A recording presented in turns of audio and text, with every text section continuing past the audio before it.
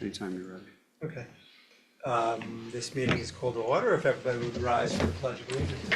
Pledge allegiance to the flag of the United States of America and to the republic for which it stands, one nation, under God, indivisible, with liberty and justice for all. First item is the announcements of checks over $25,000. You have one for the theater HVAC plumbing and supplies, $28,193. Bob Johnson Chevrolet for 2024 Chevy Blazers, $148,430. I know Katie's not here, but is that police department, do you think? The 3 Chevy Blazers? Yeah.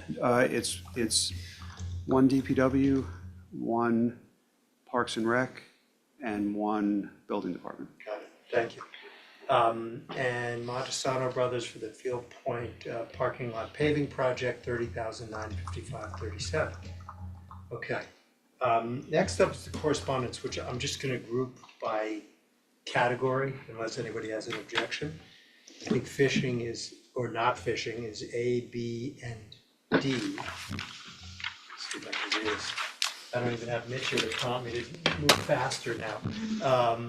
Okay, so Form A, which is Lisa again, writes to lend her voice in support of the petition to ban fishing at Halsey Pond. Not one to come to the idea of a ban lightly, especially ban on activity. I know it provides a healthy family pastime for some members in our community. In the end, I was awakened and moved, as is so often the case, not by numbers or arguments, but by one prolonged encounter with one very injured and entangled heron who was starving before our eyes, as we were powerless to help because fishing line tangled its beak shut. She hopes the board will take this important step of banning fishing at Halsey Pond, while emphasizing the availability of other suitable places where community members can continue to go fishing. There's so many other ways to enjoy this beautiful natural environment that leave it unharmed. Okay, for B, which is the letter that was presented last time from the Friends of Halsey Pond, and basically, well, a few comments about the nature of the letter.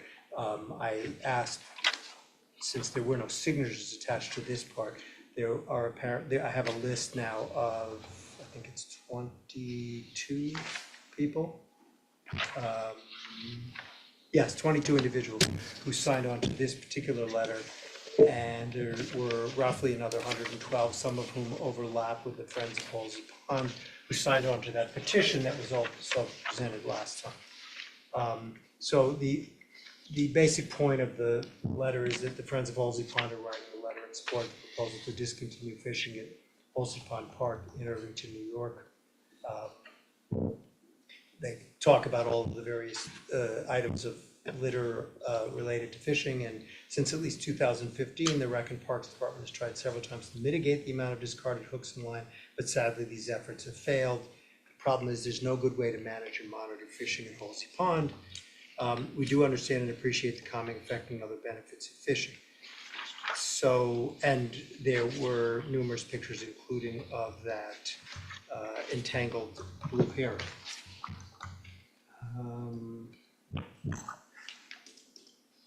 Okay, 4D, let's see if I can find that one. 4D is from Christine Chan. I hope this email finds you well. I'm writing as an individual and frequent visitor to Halsey Pond, not on behalf of any civic organization I'm associated with, but as an individual. Halsey Pond is a treasure in our community, and I was concerned to read the petition proposing a ban on fishing at the pond. The letter outlined the proposal left me unclear on whether the environmental concerns stem from the act of fishing itself or the litter left behind by some users. If litter is the primary issue, I urge the board to explore alternative solutions rather than instituting a fishing ban. Years ago, we brought the local Cub Scouts fishing at Halsey Pond, and the kids loved the experience. Today, I often see teenagers fishing at the pond. If the environmental concern is truly about fishing, I understand the discussion regarding a ban. However, if the problem is litter, I believe we can work together as a community to find effective solutions that address this issue without eliminating an activity that brings joy to so many and can help cultivate preservation mindedness in our community. So what I think I would like to do with this, I do see that at this time, there's a lot more folks in favor of not having fishing at Halsey Pond. I will note that I don't live that far off Halsey Pond, so I'm not gonna express my opinion, although I do have one. What I think we ought to do is probably refer this to the rec department in RPAC to take a look at it, unless somebody objects, and say, yeah, enforcement is a problem either way. If you do a ban, or you, you know, you approach it any other way, no matter what, or you try to, you know, clean up the litter, you're still gonna have to figure out how to enforce it.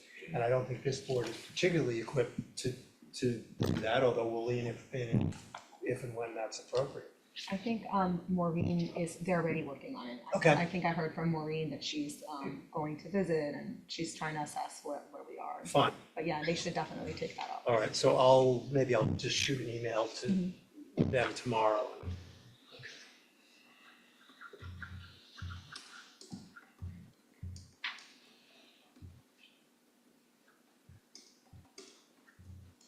Okay, next one is Tracy O'Neill, which goes sort of to committee appointments. I can find it for E, okay. Tracy O'Neill, I'm writing to express my concern and disappointment regarding your treatment of a prospective volunteer who expressed interest in joining the RPAC committee. Unfortunately, by inserting this prospective volunteer into what should be a conversation between the committee and the board, you created an unwelcoming atmosphere that may have discouraged not only her, but others watching in pursuing their interest in volunteering. I strongly believe we should reconsider the current limits on the number of volunteers allowed to serve on committees, while also making the process for joining a committee more transparent. Thanks for taking the time to read my comments. So I had multiple exchanges with Tracy O'Neill after this, which I will share with you, but I own my actions at the prior meeting, and I communicated with all 4 volunteers explaining what I was trying to do, whether I did it effectively or not, and apologized where I thought it was appropriate. There is, as I explained to Tracy, I'm going to describe our appointment process, because a lot of people use the word transparency and don't have an example of what they want. Now, interestingly enough, in my subsequent communications with Tracy O'Neill, there was a suggestion that might be useful. So basically, appointments are made by the mayor with the approval of the board. Past appointments have been done by the mayor, and Larry, you've been around long enough to know this, in a room somewhere with their friends, just picking the names, and then they put it up to the board. As you can imagine, since we have at least 3 out of 4 trustees here today, it would be a little awkward for a trustee to say, I don't want that person publicly when the mayor sticks it in front of them. I don't do that. And I don't set things up in advance for automatic approval. What I try to do, and I'm open to suggestions for improvement, but I have a public announcement of open spots. I refer those interested to the online descriptions of the various committees. I ask for bios and I share them with the board and the relevant committee. And I ask for committee input by introducing the prospective member to the committee chair so they can exchange information, because sometimes people are concerned, who are prospective volunteers, just how much the work involves. We then, as a board, have adopted the practice of waiting up to 60 days to see if there are other candidates that are interested in the openings, and then the board votes on the candidates publicly. To me, that's pretty transparent, but if somebody has a better idea, I'll be happy to hear it. One thing that Tracy suggested, and I don't know if it's transparency or at least just more information, is how about committee open houses? So people know what the committees do. It's not a bad idea. I had occasion to ask Larry for the law on this, and you already wrote a memo, village attorney, on the very subject. So he presented your opinion on this one. And that is that these advisory committees are not necessarily subject to the open meeting law. That doesn't mean that somebody couldn't write a chairperson or somebody on the committee and say, I'd like to come to a meeting and listen to what you do because I'm interested. And So perhaps, and we can talk about this, collectively, we can facilitate a way that maybe it's once a year, or you pick a month where whenever a committee has a meeting, that it's open to people who might be interested in joining that committee. It's just a way of getting information out. And if there are other suggestions for how to make the appointment process more transparent, I will listen. I know that will come up, I think, in the letters from the DEI committee, so I'll defer that for the moment. I just have a comment Yeah. about your comments about transparency and like thinking about past process and maybe a process that we're moving toward in terms of, because I think transparency is a word that we hear a lot when it comes to governance, and I think we should be as transparent as possible. The way that you described a previous appointment was like your friends inviting you on, right? Yeah, I mean, that was probably decades ago, and I'm not maligning anybody who did it previously. No, I know that. It was The meant to- mayor's it was got meant a to show lot of different stuff to ends. do, and if they're looking for a way to make life easy, that's one way to do it. That's Right. all I was suggesting. Okay, got it, right, so I think the sticking point here was that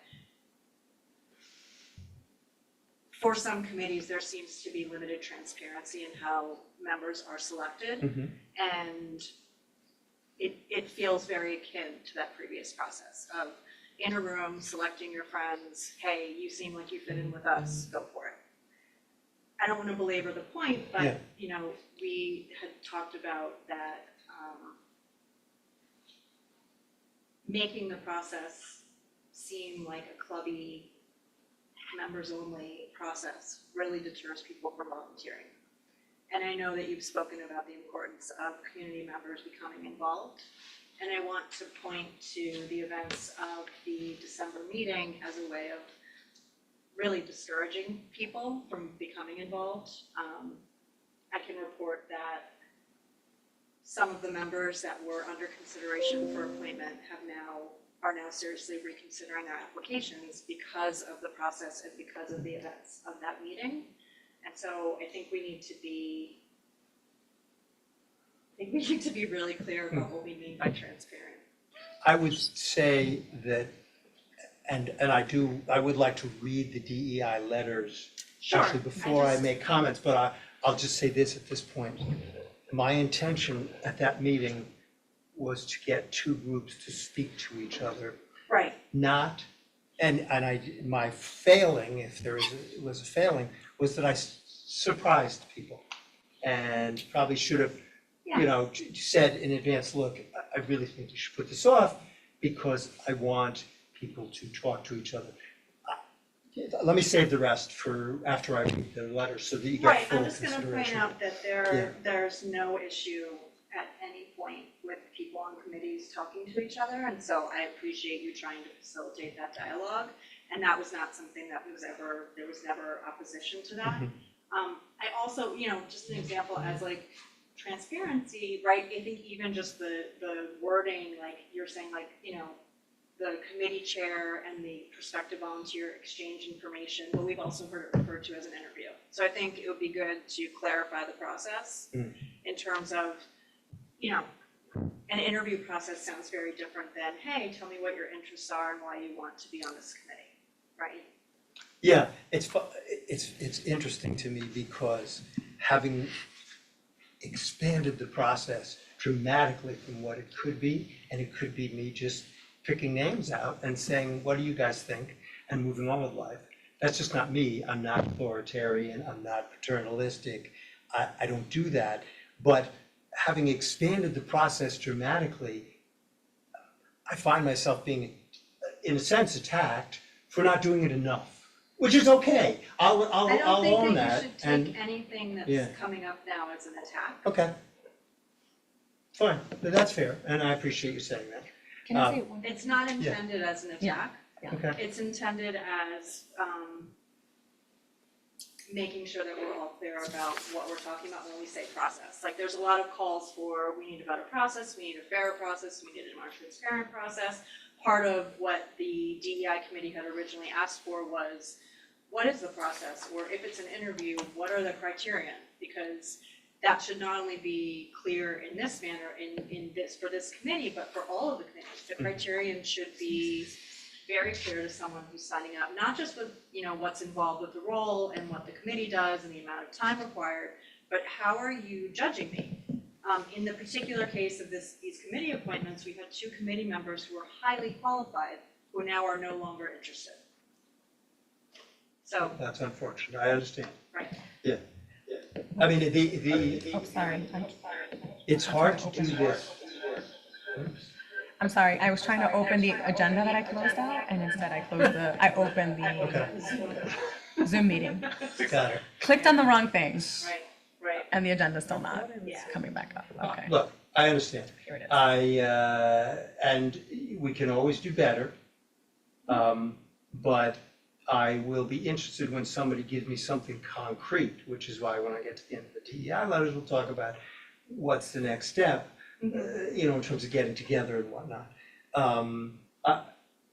I can't respond, it's what I said before, the word transparent doesn't do anything for me. What am I supposed to do with that? So if you have concrete suggestions, not you personally, but the committee, I want to hear them because I can't act on the hypothetical. Well, I think we have a letter that also refers to like what the transparency process is or what the processes should be. In addition to the Yeah. two, okay, all right. Can I say one quick thing? I Yeah. also just want to say that I think generally speaking, the process for committee appointments sort of has worked okay, right? Like I think people apply, the committee chair meets with the person and, there's usually not an issue. Like I think we have, unfortunately, we have an opposite problem of not enough people. Right. So I think when we have this situation of a specific committee and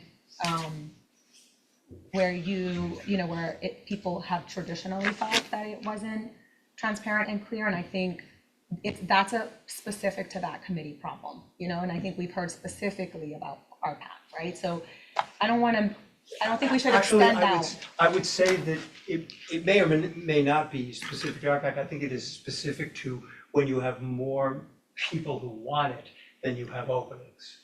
Yeah, but There was also a question about yeah, why there was a limit to this committee. because Yeah, no, Yeah. but that's exactly what I just said, Yeah. which is, it doesn't matter when you have an opening and somebody wants to do it, great, that's easy. It's when you have more people who want to be on than you have spots, that you have this issue. Do you have a process that determines the exact number who you need to fill? Do you consider expanding the committee as you just suggested? We're in agreement. Yeah. But my point is that it doesn't necessarily, it happens to be RPAC in this case where the issue arose, but it could be any number of it committees. just hasn't been, but Right. I agree with you, but I'm just saying that we shouldn't expand, I don't think that we generally have a problem, but that we have an opportunity, more than anything, we just have an opportunity to kind of improve a process and hopefully inspire more participation. Yeah. Which is always needed. Yeah, I certainly am not gonna argue with that because it falls on the mayor Yeah. to go and recruit people. Yeah. And I'm often leaning on you folks to Yeah. do the same. I get that. Yeah. So, did you have anything else you wanted to? No. Okay, and you have an opportunity at any point, because I'm now about to read the letters. Okay, So, great. although I don't usually do this, if Mitch is not here, I can get away with reading the letters in their entirety. These are items, for those following along at home, C, F, and G were relevant to this, and I'm gonna go through them all three, and then I have a couple of comments, and I'm sure you folks may have some comments too, but on December 1, a letter came to the Board of Trustees that said I'm gonna use the short DEI committee unless anybody objects, because this is gonna take a while. The Irvington DEI committee exists to advance the village's mission to make Irvington as welcoming a community as possible. Our committee is guided by the principle that all residents, business owners, and visitors belong here regardless of their race, ethnicity, gender, religion, sexual orientation, or disability status. To achieve this goal, we're working to gather feedback from residents, meet with village department heads, and collaborate with other Irvington committees to better understand and address the needs of this community. The DEI committee, like all Irvington committees, does not have a decision-making authority.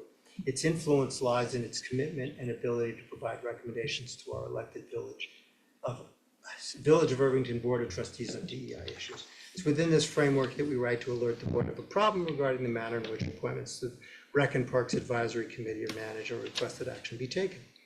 In March of 2024, Mayor John Siegel attended the DEI Committee monthly meeting to discuss our shared mission to make Irvington a more inclusive place. At that meeting, Mayor Siegel said he wanted to help us make DEI the air we breathe in Irvington. To this end, Mayor Siegel specifically encouraged us to have members of DEI committee join other village committees to foster more cohesive connections and have greater impact across different working groups to benefit all facets of village life. Since one goal of the DEI committee is to support the committees and departments that have the greatest impact on making our community feel welcoming to all, we agreed that RPAC was a necessary and obvious choice for our engagement. Based on this discussion, our DEI committee followed through on the mayor's recommendation to join other committees and put forth 2 highly qualified candidates to become members of RPAC in October. The DEI committee agreed on these 2 candidates based on the merits of their previous contributions to the village through their volunteer work, demonstrated abilities to work collaboratively with others, and their familiarity with the parks and recreation programs as the parents of young children who use them. They submitted their applications to RPAC through the same channels as the other candidates, were interviewed by RPAC Chair Rick Rizzullo alone, and rejected. When our committee followed up with Mayor Siegel and Rick Rizzullo, puzzled by the rejections and seeking insight into the decision-making process, Mayor Siegel explained that RPAC Chair Rick Rizzullo interviewed the candidates and presented his recommendations to the other RPAC members. Mayor Siegel informed the DEI committee that while it is based on Rick Rizzullo's opinion, he takes responsibility for the decision not to admit the members from the DEI committee to RPAC at this time. When asked what selection criteria RPAC used, Mayor Siegel responded with 2 items. First, he shared that the RPAC chair was looking for candidates who had young families. Both of the DEI committee candidates meet that criteria. The second item was that the candidates were rejected based on who the RPAC chair thought would work well with the existing committee members. We find it problematic that one person, in this case the RPAC chair, is given sole discretion over who is or is not fit to be admitted to a community volunteer group. One person's measure of who will work with the group as a whole is subjective and provides ample room for bias to determine who is included or excluded. Additionally, our candidates can attest that they were not asked any questions during the interview to explore how they would approach working with others who might share differing perspectives. We assert that preventing any of the well-qualified DEI committee members from joining RPAC is a situation that requires intervening leadership from the mayor and the other members of the Board of Trustees to address as a problem. It is not something to defer to or accommodate. In that spirit, we request that the Board of Trustees take the following actions. Expand the RPAC committee to appoint 2 members from the DEI committee, so they would be joining with the 2 candidates most recently selected by RPAC. If the 2 candidates recently presented from the DEI committee are somehow deemed unqualified by objective standards, then we can present other options. Collect on a voluntary and optional basis and share with the DEI the demographics of all village committees, race, gender, age, years of residence in Irvington, so that we all have a more informed sense of the state of representation and diversity in these groups. Schedule a working meeting with the Board of Trustees and the DEI committee to further discuss ways to review the committee selection process and consider other ways to make the committee procedures more transparent to the community and include consideration of a candidate's ability to consider DEI impact and perspectives. We envision the DEI committee as a collaborative and interactive resource offering guidance and support to the mayor, village board, village staff, residents, and businesses regarding ways to make, let me find the other pages here, sorry. Oh, here we go. Irvington, a welcoming place for all of us who reside, work, and visit the village we call home. We very much appreciate your attention to this matter. Look forward to working with you. And this includes all the members, including Trustee Bloom and actually, you are assigned as liaison, I guess, Trustee Burgos. Then there was a follow-up. Just quickly, John, Yeah. just the timeline, that was submitted before we then met as a board. Yes, Right. that is correct. December 1, that's what I Yeah. said. Yeah. We write to submit an addendum to our December 1, 2024 letter regarding the appointment of members of the DEI committee to RPAC. As previously stated, the Irvington DEI committee is committed to working collaboratively to promote policies and practices that make our village more welcoming, diverse, equitable, and inclusive for everyone, regardless of race, ethnicity, gender, religion, sexual orientation. orientation, or disability status. Given how Mayor Siegel represented our concerns and how volunteers are appointed to RPAC, our concerns about how volunteers are appointed to RPAC at the December 16th board meeting, it's necessary for our committee to clarify a few points. The DEI committee originally sought to have 2 of our members join RPAC after receiving explicit encouragement from the mayor to join other committees so we could help promote DEI values throughout Irvington. Recently, those who volunteered to provide this service were given conflicting information about selection process and were ultimately rejected. After subsequent conversations and meetings between the candidates and the mayor and an agreement among all 5 board members, we were informed that 4 volunteer appointments, 2 candidates selected by RPAC based on Chair Rick Rizzullo solo interviews of candidates, and 2 recommended by the DEI committee, would be made to RPAC at the December 16th public board meeting. The village draft agenda was published on December 12th with all 4 volunteers' names included. At the December 16th public board meeting, when the volunteers expected to be appointed, Mayor Siegel reversed course and publicly announced without notice that he would not be appointing members of the DEI committee until further conversations were had. Specifically, Mayor Siegel stated he wanted the 2 disputing committees to meet. We are unclear as to what the mayor meant by this because at no time has any member of the DEI committee had any dispute with any RPAC member on this subject. We have asked for clarification, but no ill will exists on our part. To these ends, we're currently working on a mutually agreeable date to dialogue with RPAC. We write to express our concern over the negative message these decisions and the subsequent resistance to resolving the matter sends to the community. We feel it's important to raise these concerns formally. This is because while the interactions at the above-mentioned Board of Trustees meeting were public, the previously mentioned encouragement by the mayor for our committee members to join other village committees was not. We recommend that the Board of Trustees hold a work session with the DEI committee to discuss reforming the committee appointment process and to elucidate the work philosophy and goals of the DEI committee. This time, due to the process difficulties, we believe that the working session and reform process are the priority. Through conversation and collaboration, we would like to ensure that the committee appointment process is transparent and fair to all. RPAC is an unpaid volunteer advisory committee focused on parks and recreation programming in our village. The DEI committee is an unpaid volunteer advisory committee that offers collaborative guidance to encourage inclusivity, respect, and equal treatment for everyone regardless of race, ethnicity, gender, religion, sexual orientation, or disability status. Adding committee members to RPAC should not be a controversial decision. It should be welcomed as a positive indication of the existing will to promote kindness and social justice here in Irvington. Any ongoing concern should focus on the resistance to these appointments and to the lack of transparency involved in such decisions. Thank you for taking the time to consider these concerns. We look forward to collaborating with the board to promote our shared values throughout Irvington, and the same board members and trustees signed off. And then there's one more letter. I think the rest of the meeting will take less time than the correspondence, but from Maria Kashkin. I'm writing to you in direct response to a letter from the village's DEI committee to the board. This letter is signed by each member of the committee, including 2 current trustees, Arlene Burgos and Josie Bloom. Any resident who reads such a letter would naturally assume the letter is factual since 2 trustees' names are attached to it. Because my husband was a member of RPAC for 15 years until this early fall, and I have served on village committees in the past, I find it hard to believe that the chairperson of the committee made a unilateral decision about who should serve on the committee contrary to what the letter implies. Historically, RPAC has made decisions as a committee, after which the chairperson makes a recommendation to the village board. It's my understanding that 7 to 8 residents volunteered to serve on RPAC, and that all were considered by RPAC for the 2 vacancies. In this letter, the DEI committee is asking that RPAC be expanded to appoint 2 members from the DEI committee. Why should these 2 members receive preferential treatment over other volunteers not selected? I unfortunately cannot make the meeting on Monday, so I'd like this to be discussed publicly if possible. There are many village committees. Is there a standard practice for how these committees make a decision? Are decisions made solely by a chairperson, or are they truly committee decisions? Recently, based on everything that I read and follow, the Woods Committee made a recommendation to the village board on allowing hunting in the village woods. It was very clear to me that this was a decision made by the committee as a whole. If there is no consistent decision-making system in place for all village committees, I'd respectfully suggest that there absolutely should be. Okay, I think that's all of the letters. So I want to make a couple of comments, and obviously everybody gets a chance to chime in if they choose to.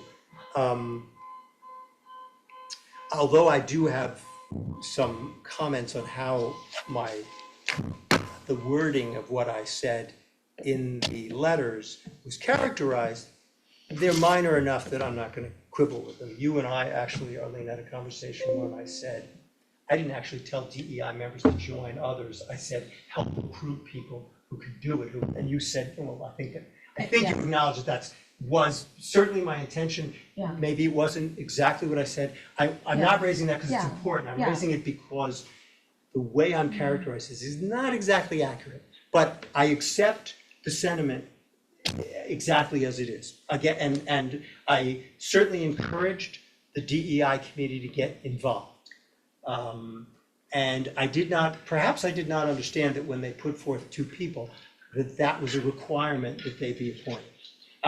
My mistake, okay, which is why I would like to have the meeting of the DEI committee. Presumably everybody wants this to be a public work session, yes? Okay. Yes. So Larry, it's probably not gonna be till February, but we'll Yeah. figure it out. So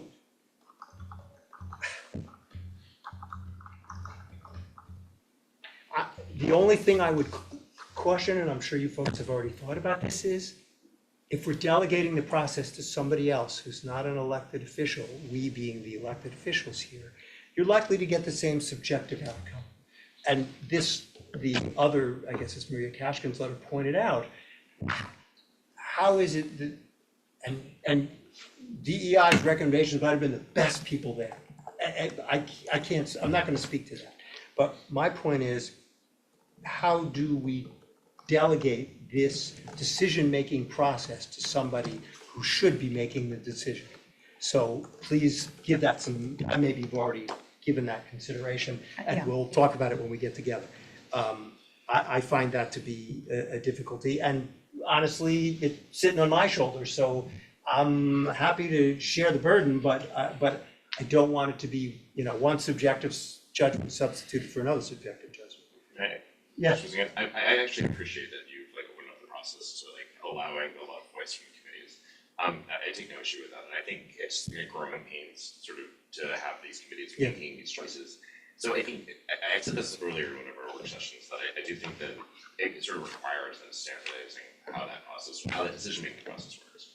And I think maybe when we do our work session, that in addition to the DEI issues, I think about this in terms of all of the committees that we have, and then we have that as the standard things that, because I think there are other issues. I don't think RPEC is the only thing. I've as a community, have had some issues in other committees that it's been a little problematic. I think how we make this open process, encourage and join these committees is important for all of them. So I think we can have that conversation in addition to just the DEI. I'm not gonna argue against that, that's for sure. Thank you.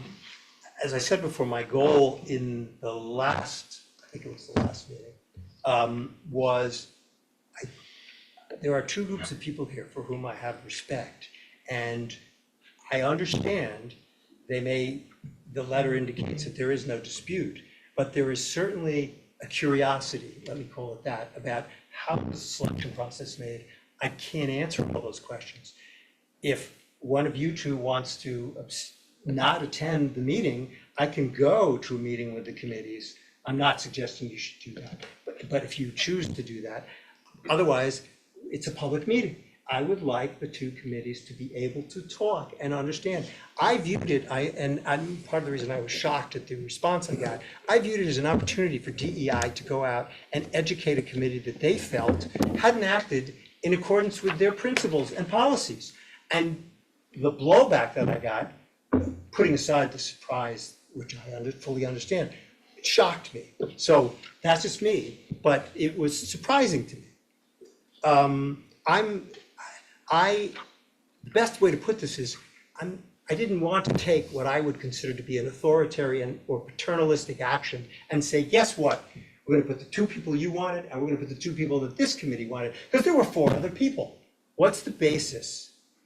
I think everybody deserves to have a collective conversation and decide, why didn't some of these other people get on? Because the 2 people who were nominated had our parents, and I think there might have even been a 5th person who's a parent and met some of their criteria.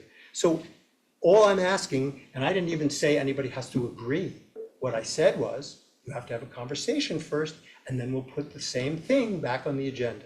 And that is my intention, unless the two committees have a conversation and say, you know what? You got another opening coming in a couple months? Could you, commit, maybe we can appoint somebody that we think will have a more diverse viewpoint now and know that they're gonna get on it? So I'm not trying to preempt the conversation we're gonna have collectively with the DEI committee, but there's a lot more to this. There's a little nuance here that I think because everybody had an emotional reaction, including me, we didn't get to discuss it. I will say that while I surprise people, it is not that uncommon to defer an agenda item for when a board member wants a little more information or wants something else done. We did it for centralized arraignment. My failing was I did it in the meeting and I surprised people. Again, that's not uncommon. Not that it's not uncommon, it has been done before, but I apologize for doing that. And then I guess the last thing I would like to say is, and the letters and Josie, you have said this as well, that it's not I'm gonna use the word hostile, but that wasn't what the phrasing you used. You're not hostile towards the actions I took. We're trying to work together and come to a solution. But I would like to point out, I find it kind of ironic. I'm 67 years old, and that is a protected class. I didn't see that actually mentioned as something that you would want to be welcoming and inclusive towards. I also have two other categories that you did mention. I've got not one, but two cancers that will prevent me from running for office again. And that's a disability. And then the last thing is I'm a member of a religion that has been persecuted for thousands of years. And my wife and I wouldn't be here if a few people hadn't escaped from Europe and Russia. And I've seen it on the internet, and I don't think it's suggested in the letters you're submitting, but if anybody thinks that I'm not conscious of DEI issues and don't think about them every damn day, it's very hard to forget the issues that I just described at any point in my life, day or night. So I don't think you have to worry if you are a member of the DEI committee that the mayor is not supportive of the things you are trying to put forth. I think that no one has the moral high ground, not me, not any of those committees. And that is why I asked people to speak. Because if the mayor does nothing else, it's his job to bring people together. Not to tell them what to do, but to bring them together. And I guess that's the only condition I have, that you talk to putting this back on the agenda. Right, so first of all, thank you for sharing and for pointing out the areas in which. And sorry, So in which- Josie, I don't think you guys excluded age as intentionally. I think you were just using Right. representative examples. Yeah, I'm sorry. That was not, Yeah. yeah. And I just. Yes, you can, go ahead. So, thank you for pointing out the ways in which it's important to you. And apologies if you felt like the correspondences from the committee indicated that you were not aware of these issues. When you and I had a conversation privately, I think it's okay to share that I told you that everyone learns about DEI, and that we all Sure. need to continually examine ourselves and examine our blind spots, or examine, how we can do better, right? So if you are feeling attacked, or if you're feeling like the correspondences were specifically pointing to you and saying that you were specifically blocking because you were against DEI issues, that was certainly not the intention. That being said, we just all have to be aware of it, not only individually and keeping, I need to be aware of it. I also hold several protected classes. I think we could all in this room point to ways in which we have experienced lack of privilege. Mhm. And we need to look at those things, and we need to look at places where we have a ton of privilege. I have privilege because I'm able to speak during this board meeting and have all of you listen to me. And I have privilege in a ton of other ways. So when it comes to these issues, we need to look at both, not just the areas in which we have places where we experience oppression, but places where we have privilege and where at sometimes we need to step back and let other people take the lead, right? So, and then I think on the other level is community. And as Trustee Burgos pointed out at the last meeting, DEI is something, and you've said it yourself, it's important to you. We've never disputed that. You said it's as important as making it the air that we breathe in Irvington, right? And I think a lot of people, when they think of DEI, they say the shortcut is, oh, it's about race, right? As you pointed out, and we pointed out in the letter, it's about religion, it's about, and age, It's about disability. diversity. It's about Yeah. diversity and what makes us stronger, and rather seeing this as a deficit, we need to see it as a strength. So I think in that spirit, that is where the DEI committee is doing its work. I don't want to speak for the whole committee, but I am being called out as a person who wrote the letter, so I'm gonna own it and say, yes, I helped to write the I've never letter. attributed to you, but well written. Okay, so I think the part that, I fully agree with Ms. Kashkin's letter where she says there should be consistent decision-making, right? That's what we've been calling for too. I think at issue was the fact that there was an agreement that was made in executive session where you said, yes, let's name all four, they are excellent candidates, and then you withdrew that. That was the surprise and shock factor. I think the other part of it was, you're classifying this as like, I just wanted these two people, these two committees to talk. It's never like we are engaged. Like, I know that you're emphasizing it and you're aware that we're reaching out, we're making Yes. those moves and we're scheduling that meeting, right? Yes.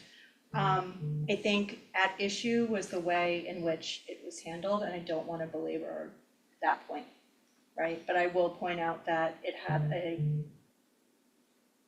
chilling impact on the ways that people want to volunteer with the village. Okay. Because of the process, because of the difficulty, and because of the way that people were treated within that process. Okay, well, the more reason, I guess, for us to look at it. Yes. I just want to say, I think we just need to do better, right? Like, I think this is a learning process. It's not always an easy, smooth process. And I think it will go a long way to have a working session so people understand the perspective, right? Which is additive, not like, a lot of times I think, what Josie just said about DEI sort of being this like, it's almost like a negative, right? And it's reduced to race, but it's really about,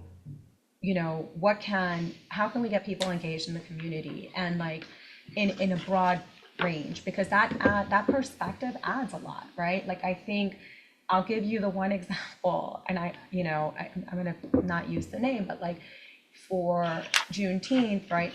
One of our members like talked about accessibility to the site, which definitely I would have never, was not something that would have been on the top of my mind, right? So I just think that part of why these committees and, we have to talk about the process and try to improve the process is because, and RPAC is an important one because it touches so many people. And when people first move to the village, the first place that they usually go to is gonna be the rec, right? Like almost everybody, like a toddler program, a dance program. So I think it's why it's important to people. And so I just think, I don't want to keep killing this point, but we should all talk, right? I think we already are on that path, but and I think it will help to sort of for people to understand that like perspective, right? That it's intended to be additive, and Yeah. and so, hopefully we just move from there and go forward from there.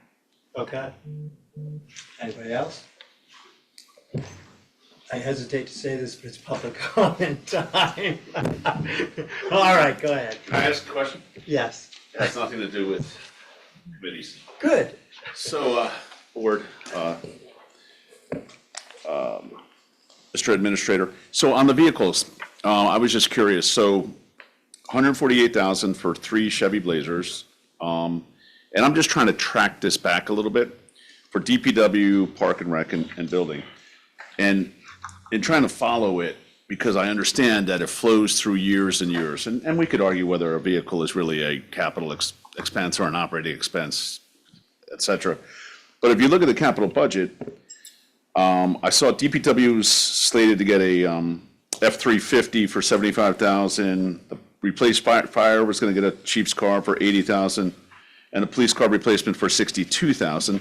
So that's $212,000 for the 2024-2025 capital budget. And I was just wondering, is there fungibility amongst the vehicles? If it like maybe, I'm guessing DPW needed a Blazer and Park and Rec needed a Blazer, and the F-350 is going to find itself in the next year's capital budget. So with regard to vehicles, when I looked, I saw 3. I thought it might have been the third, the 3 that were purchased, but they're different vehicles in different departments. So is it like somebody needs one more and they get that a vehicle slot? I And don't know if you can answer that. somebody needs Oh, you one can, less? all right. So, And by the way, 148 versus the 212 that's in the budget is a savings, so there's a second question. So that then becomes a savings, right, when you do the audited financials, and therefore that gets added to the surplus in some way? that's your question? Okay, couple of points. The 3 vehicles that were purchased were over and above anything that was in the capital budget. They were not budgeted as part of the capital budget because they are taking advantage 100% of grant funds that were made available. All 3 of these vehicles are electric. They're replacing vehicles that are able to be replaced by electric. Some vehicles can't be replaced by electric. A Ford F-150 is a heavy-duty pickup truck. That's not what an electric vehicle is going to replace. So these were purchased with 100% grant funds and what's expected to be $0 of village funds. So they're But outside of the capital you had to budget approve it, entirely. even if it's a grant fund? Like The- tonight, you did an, The purchase was approved when we awarded the bid. The board executed a grant contract prior to that to enable this purchase. but even if it's not village funds, if it's grant funds, you still need to approve a check over 25,000. Well, that's a separate part of the purchasing I policy. think isn't it also sometimes that the grant is a reimbursement? Maybe not in It this is a re- instance, but, It is in a other words, we reimbursement. spend the money and then we get it reimbursed, Yes. so we have to disclose the checks. Great. No, but the checks are part of the purchasing policy. It has nothing to do with Yeah. grant funds or capital funds I for get that it. matter. Right, and and approving the checks has nothing to do with whether it was a grant or whether it was coming out of the general fund or whatever, so I understand that. But I think there's a slight concern in the village about, the number of vehicles, parking, et cetera, and also the carbon footprint, so it's great to hear that these are great vehicles. I think you guys should have touted, the grant and the vehicles and everything else, and, I probably did, by the way, just no one listened. because I think that's a great use of this grant, and also pointing to the sustainability issue of these vehicles, right? Yeah, these are 100% replacement vehicles, not additions to the fleet. Okay, well, that's great, that was my question. See, that was easy. Thank you. Anybody else? Go ahead, Deb. And thank you in advance, we're gonna appoint you as the co-chair of the housing, right? Right, yeah. Housing. So, David Zarnwell, Irvington resident. I actually wasn't planning on speaking at all, but all this conversation about committees, I don't want to speak about the details of the DEI, RPAC, whatever is going on, although I'm glad you're getting through it. But as being a member of and a co-chair of various committees over time, this brings up issues that, one, I was perhaps under the misimpression that all committee meetings are open meetings where anyone is welcome to attend. If that is not the case, as a committee member chair, I would like to know what is the procedure for throwing somebody out that shows up to one of my meetings, or not. Or do you say thank you? You're signed up. Right, exactly. So what is that policy about? Is it an open meeting or not? And if it isn't, how do I address people who may want to come and I say, sorry, this is a private meeting, or not? I would love, being on various boards that are required by law to be open meetings. I appreciate that, and I like that that occurs. But so, I think the short answer, and I'm gonna paraphrase the village attorney's memo from 2017, that these were described as working group meetings, but basically that the statute that created the open meetings law, does not apply. and court decisions tend to hold that advisory committees have no power to take final action, and they fall, other than committees consisting solely of members of public bodies, that would be this one, fall outside the scope of the open meetings law. So it is not a legal requirement. I would Exactly. suggest that people who are on committees not throw people out. Well, that's what, I would like some official direction from the board Yeah. to all committee chairs and all committees about how they should implement a policy of inviting and disinviting people to attend meetings. I mean, I think that's an excellent question, and I think we should probably give it some thought, because I think what the short Right. answer, as you know, is you can do whatever you want, because it's not a public body that has to that is subject to the public.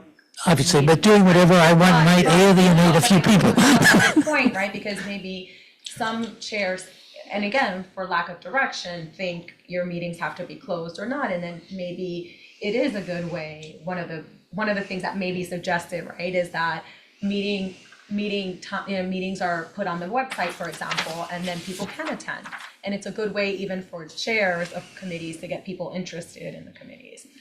Okay, so another follow-up issue is, we've got like 30 committees listed on the village website, which is fabulous. But it's not clear that there is a limit to the membership of that committee or not on the website that I've been able to easily determine.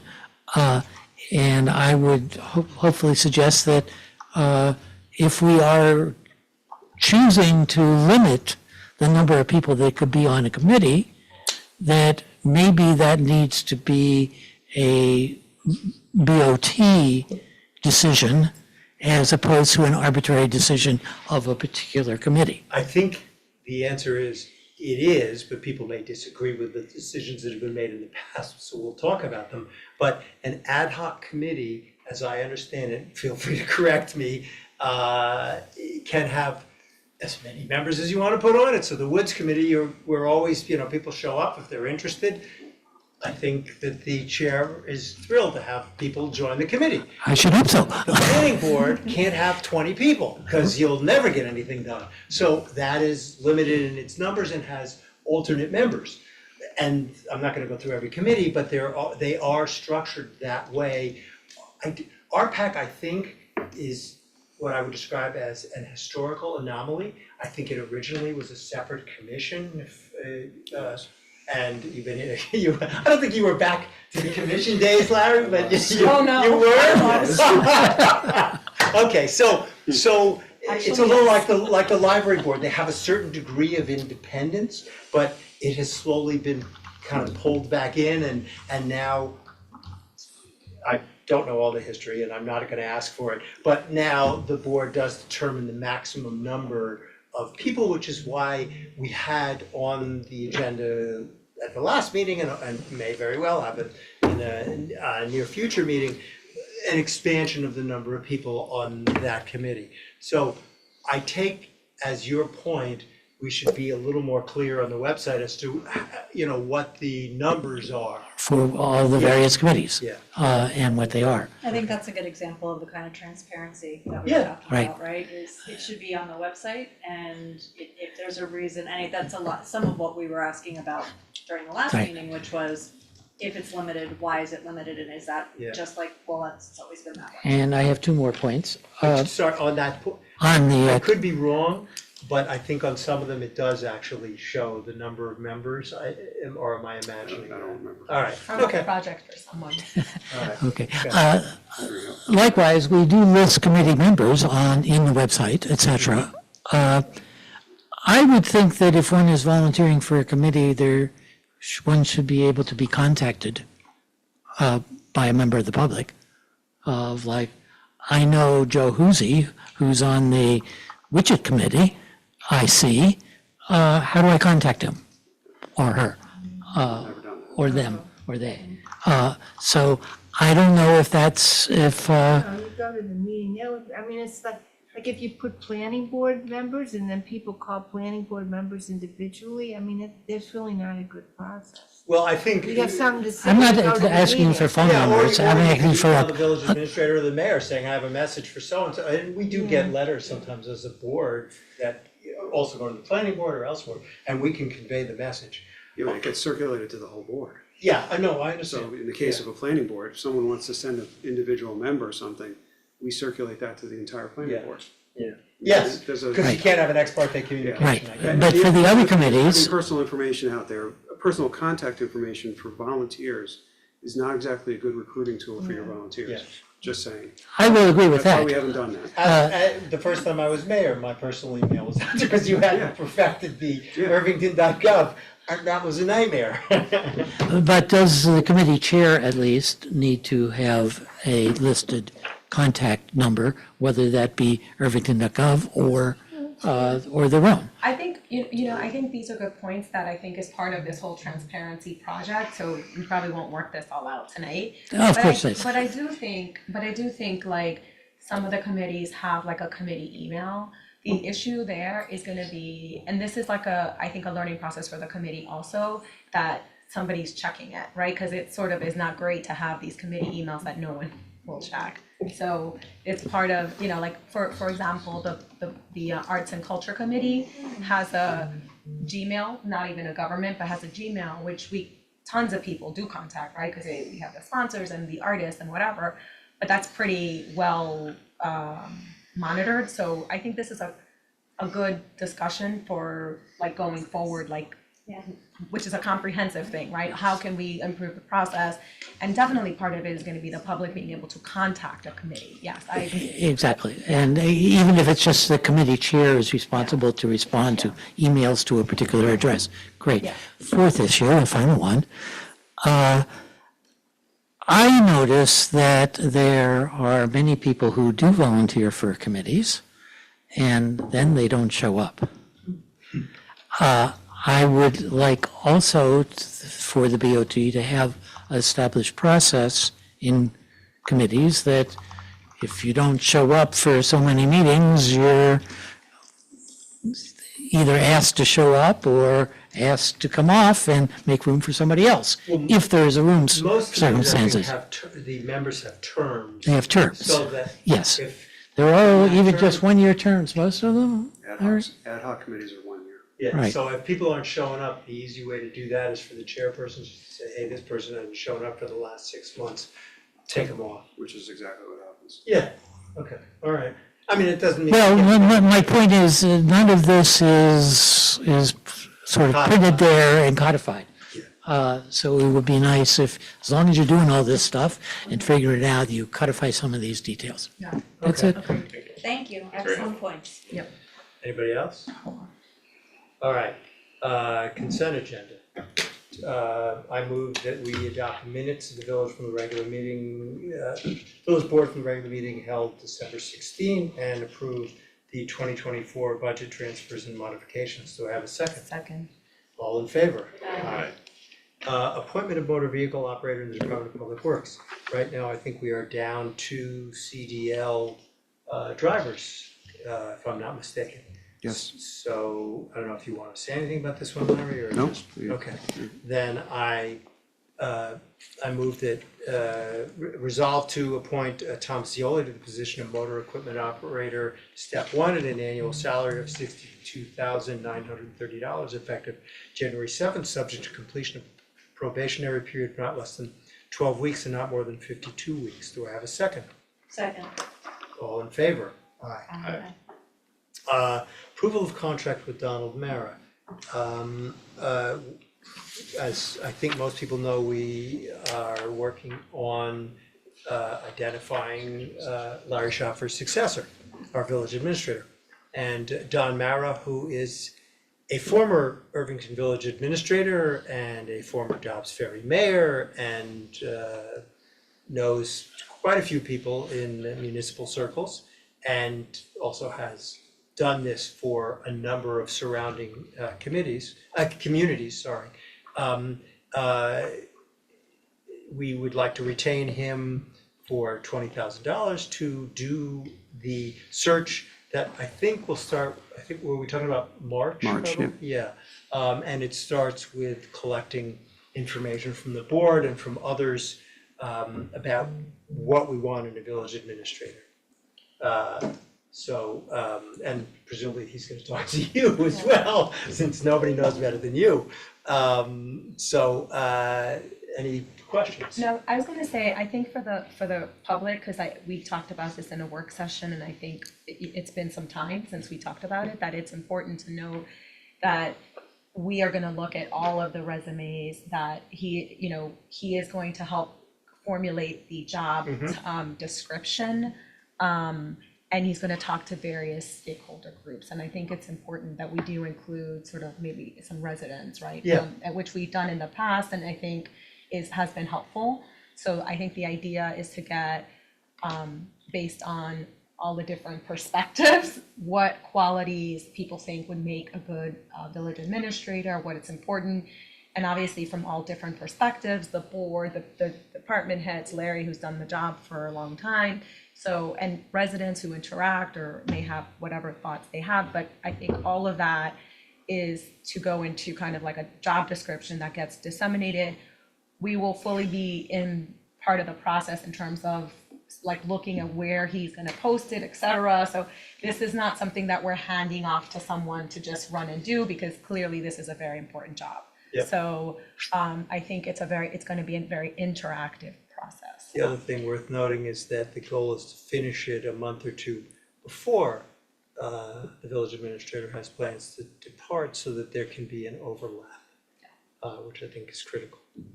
And to make sure we have your phone number and email address that we give out to the public. What phone number? Yeah, make sure that's transparent. Okay. I would just like to add, I was very impressed by Vidano when we met with him. I didn't go in with any like preconceived ideas about him. I had some concerns that he would be just wanting to hire his friend. Yeah. It's a very comprehensive process, and I would say that like it can be as wide a net as we choose, and it's very much in our hands as where we want to look. And I appreciate that, and we're going to be screening a lot. I think he's just going to help do some of the legwork for us, so we have full-time jobs. I agree. We just can't do all of that. So I think it's a great process. And I spoke to at least 3 mayors, nearby mayors, who praised him. He had a great deal of praise for his work. So, and the proof is in the fact that I think the people he hired are still where they are. My motion is resolved to approve the agreement with Donald P. Mara in the amount of $20,000 for professional services related to the search for a village administrator, and authorize the mayor to execute said agreement. Do I have a second? Second. All in favor? Aye. Okay.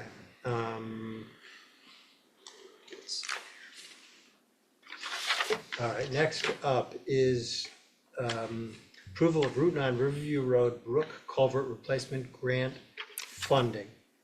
Do you want to tell me a little bit about this, and then tell me about there's a couple open spaces about halfway down. Yeah. So this is a grant for a culvert replacement that we were awarded. The announcement was over the summer. Been working with DOT to get the paperwork together. This is the contract, the grant contract with DOT to provide the amount of $1,084,000, which is the total cost of the project. The way DOT The grant, I believe, is an 80% reimbursement. The way DOT operates is in this resolution, and I know there's a blank in here, which I'm going to help fill in right now. But the village is actually committing to do the project 100%, and which is a little unnerving, but that's their process. And then if we submit all of our reimbursement paperwork correctly, we'll get back 80% of this. Now, you know, you can say, well, what can go wrong? And of course, things can go wrong, but we haven't had things go wrong in the past. And I'm sure you'll have people here that will make sure that they don't go wrong in the future. So essentially where this appropriation is coming from is from the capital budget. It was not formally appropriated out of current funds at this point because the money, the project's not even going to be on the drawing board until 25, 26. But it was listed, it should have been listed as a 25, 26 project in the capital budget. So that's essentially, that's how we're filling in this resolution, which is it's appropriated from the capital budget. And that's as simple as that. Okay. And that's because you have to commit to it. Yeah, exactly. So we do show in the capital budget, we do show the total cost and then the total amount to be bonded, which is obviously only the 20% portion. That's it. All right. Any questions? Okay. Whereas a project for Route 9 Riverview Road Brook Culvert Replacement, Town of Greenberg, Westchester County, PIN 8763.71, the project is eligible for reimbursement of qualified costs from Bridge New York funding that calls for the post-reimbursement apportionment of the qualified costs to be borne at the ratio of 100% Bridge New York funds. And whereas the Village of Irvington will design, let, and administer all phases of the project, whereas the Village of Irvington desires to advance the project by making a commitment of 100% of the cost of the preliminary design, detailed design, row incidental, row acquisition, construction inspection work for the project or portions thereof. Now therefore, the Village Board duly convened is hereby resolved that the Village Board hereby approves the project, and it is further resolved that the Village Board hereby authorizes the Village of Irvington to pay 100% of the cost of the preliminary design, detailed design, ROW incidentals, ROW acquisition, construction, and construction inspection work for the project or portions thereof, with the understanding that qualified costs will be reimbursed from Bridge New York funding. And it is further resolved, the sum of $1,084,000 is hereby appropriated from the capital fund and made available to cover the cost of participation in the above phases of the project. And it is further resolved that the Village Board hereby agrees that the Village of Irvington shall be responsible for all costs of the project, including costs that exceed the amount of reimbursement available from the New York Bridge funding awarded to the Village of Irvington. And it is further resolved that in the event the costs of the project exceed the amount appropriated above, the Village Board shall convene as soon as possible to appropriate said excess amount immediately upon the notification by the village administrator thereof. And it is further resolved, the Village Board hereby agrees that the Village of Irvington hereby commits that construction of the project shall begin no later than 24 months after award, and the construction phase of the project shall be completed within 30 months. And it is further resolved that the village administrator be and hereby is authorized to execute all necessary agreements, certifications, or reimbursement requests with NYSDOT for state aid and or Bridge New York funding on behalf of the Village of Irvington in connection with the advancement or approval of the project and providing for the administration of the project and the municipality's funding of the project costs. And it is further resolved that the Village of Irvington shall be responsible for all maintenance of the project. And it is further resolved that a certified copy this resolution shall be filed with the New York State Commissioner of Transportation by attaching it to any necessary agreement in connection with the project. And it is further resolved this resolution shall take effect immediately. Do I have a second? Second. All in favor? Aye. Aye. I was gonna ask you to read it. Yeah, I knew somebody was gonna say that. Larry, what was it, 24 to 30 months? I assume that's a non-issue for us? Well, yeah, I think that was broken down into design and construction, so that it's a non-issue. It's a multi-year project Okay. regardless. All Yeah. right. Okay. Now I just have to work my way through the agreement.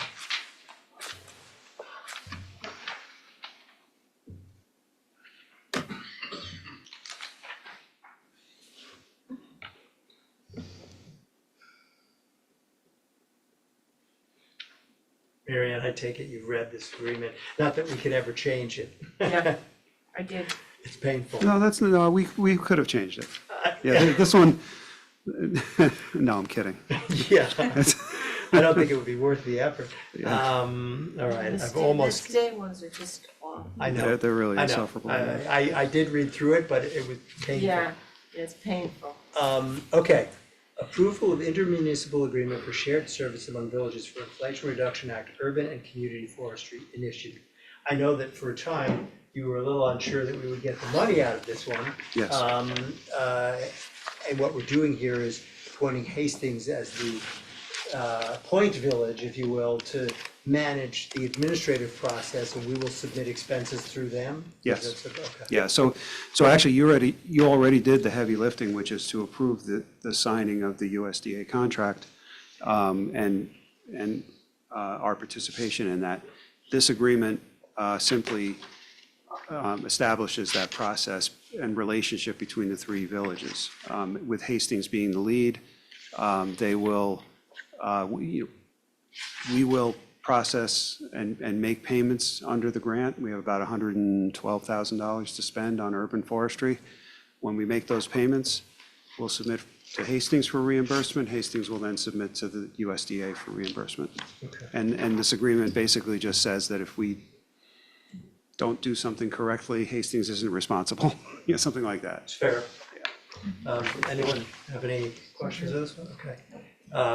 My motion is resolved to approve the intermunicipal agreement for shared services among villages related to subaward grant agreement between American Forest and Village of Hastings on Hudson for Inflation Reduction Act Urban and Community Forestry Initiative from December 4, 2024 through May 30, 2028, to authorize the village administrator to execute the agreement.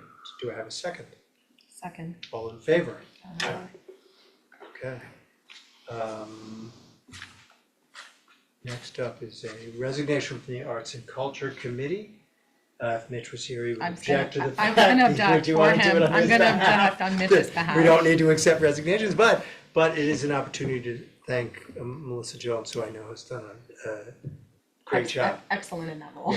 Well, having been out on Main Street with her for half a day, I know she works hard at this. Yeah.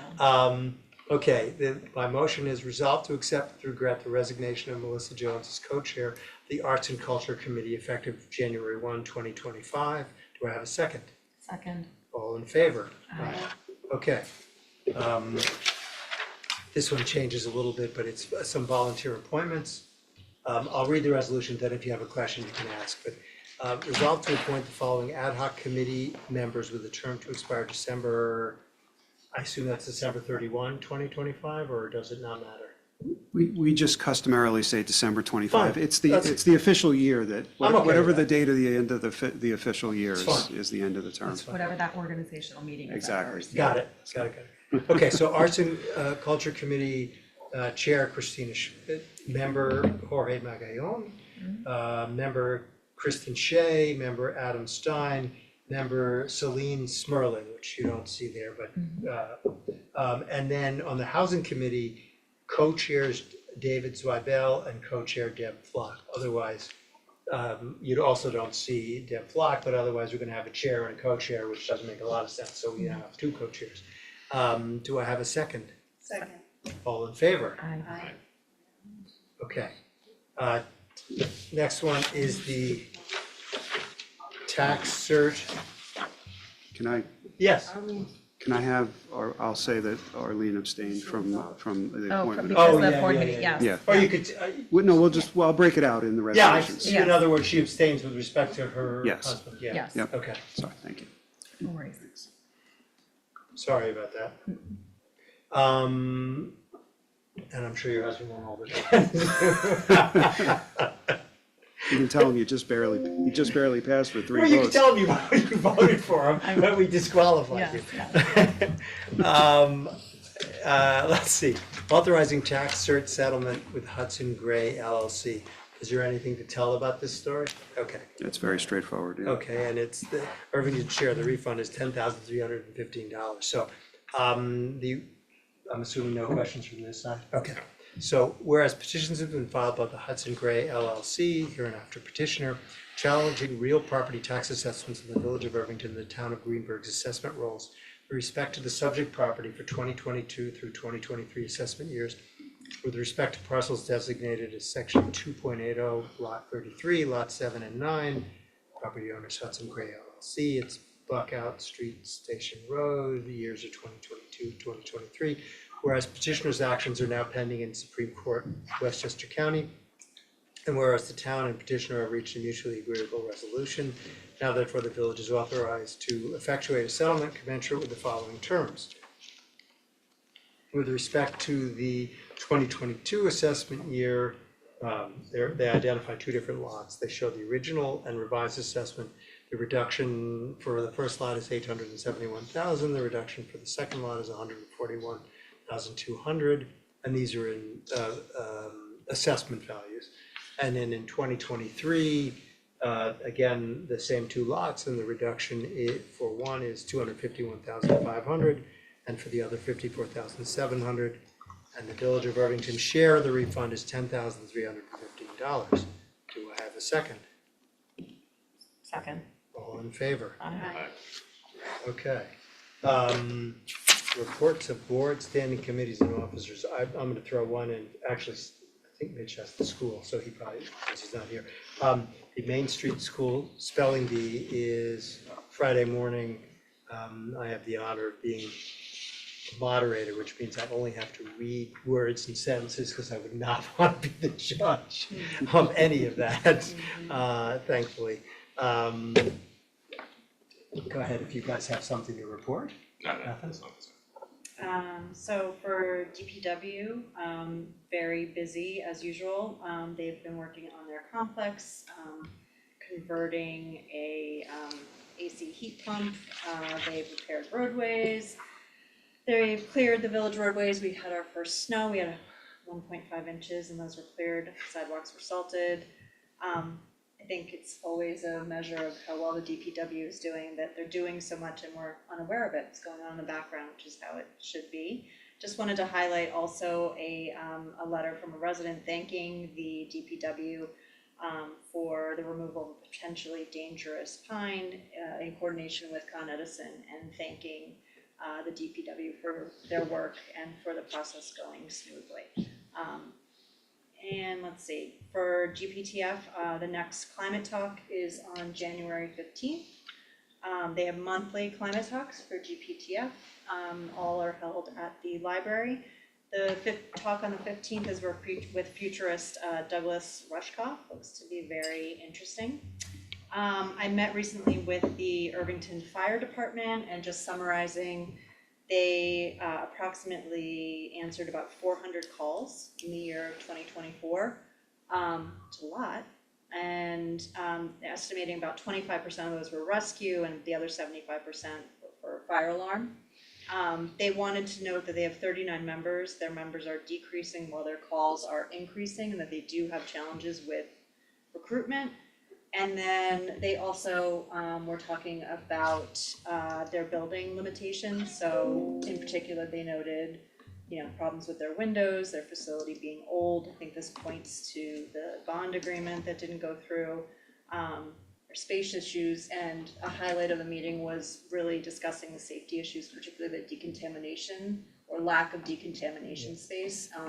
John and I are meeting with IFD in January 17th, I think, or something. to make sure that their views are well represented in the facilities planning process. I made a note, we gotta talk to them about recruiting, if there's something we can do to put the word out, if there's Yeah. anything the village can do to help. Yeah. I actually have a little something to report on that, just Oh, yeah. as long as you're talking about Yeah, it. The other villages at a recent VOC meeting have discussed jointly approaching the idea of recruitment and marketing. In fact, actually applying for a joint grant. I don't know if that's going to come to pass. It's a little bit unclear if we'd be able to qualify for it, but the fact is that we still have an opportunity to work together, even if it's not just on a marketing effort jointly, so that That's not great. one community Yeah.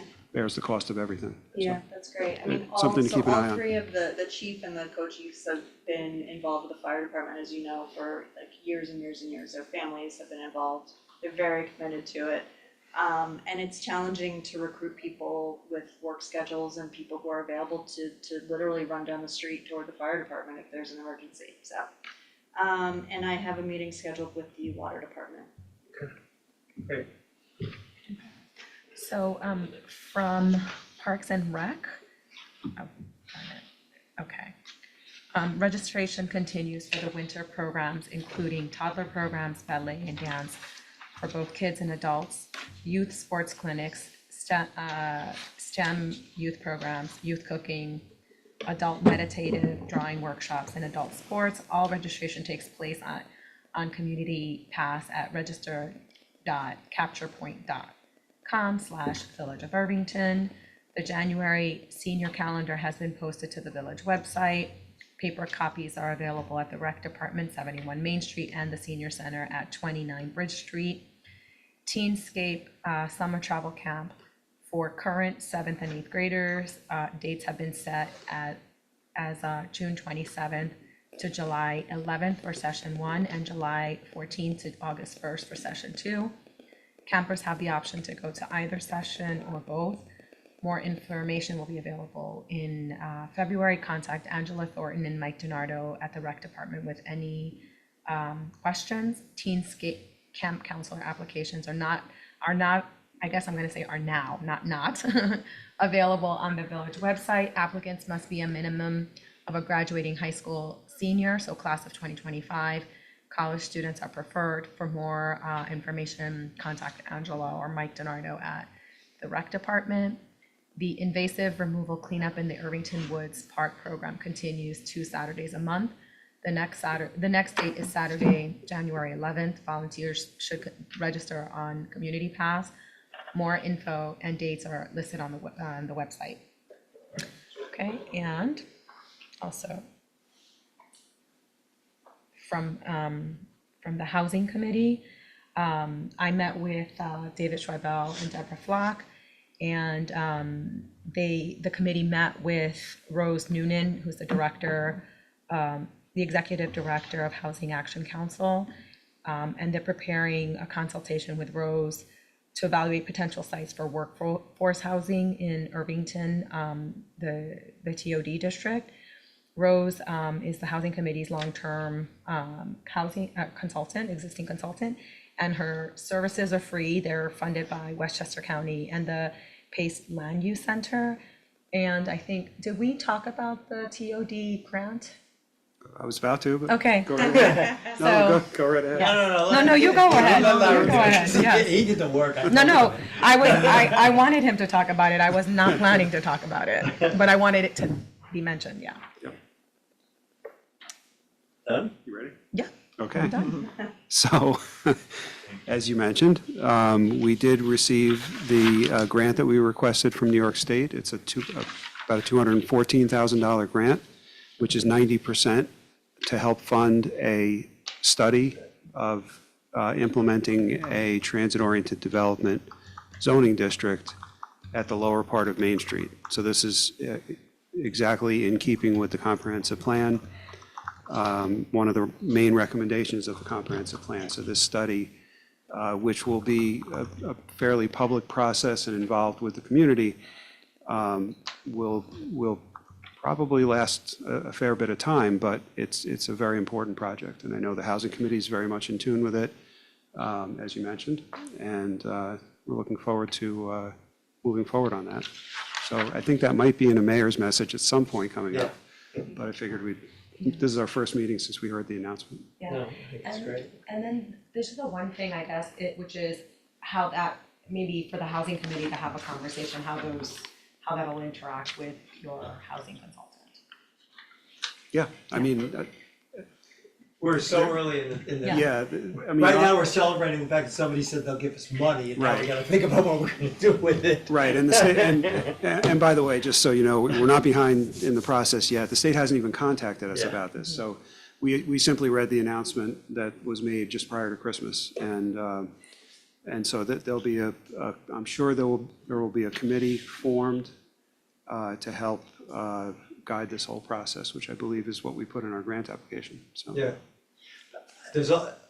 in addition to the sort of the housing committee's work, there's a question of how the facilities planning committee work. All of this stuff sort of has to be coordinated, so we're not working at cross purposes, and maybe we can use bits and pieces from various places that make life easier and less expensive. Anything else? That's it. Okay. Attorney? Okay, then I will make a motion to adjourn unless anybody's got anything else. I'll second it happily. Actually, wait a minute, did I just skip over public comment? You Oh, did, yes, you but did. Anybody else? Going once, going twice? Okay, motion to adjourn. Second. All in favor? Aye. Okay. I imagine, Larry, you thought we were gonna be here till 10 based on what